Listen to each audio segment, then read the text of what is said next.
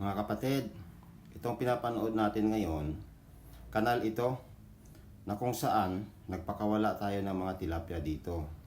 Ito kasing nasa paligid, itong area na ito, fish pond ito. Ngayon natuyuan siya dahil sa sobrang init. Ngayon, ang ginagawa natin, gumawa tayo ng kanal nang sa ganon, magkaroon ng tubig na hindi mawawala kahit tag-init. Ngayon, itong ginagawa natin, kunyari, hinahabol natin yung mga tilapia kasi huhulihin na natin sila. Pagdating kasi ng summer uli, magiging ganito uli ang itsura nito. Kasi ngayong parating na tag-ulan, mapupuno ito ng tubig eh. Kaya, ito, halimbawa lang ito kung paano natin silang hulihin pagdating ng araw. Ngayon, ito, haharap tayo ngayon doon sa kung saan ako nanggaling. Ayan, yun. Ngayon, babalik tayo ngayon doon na kung saan natin itatrap yung tilapia.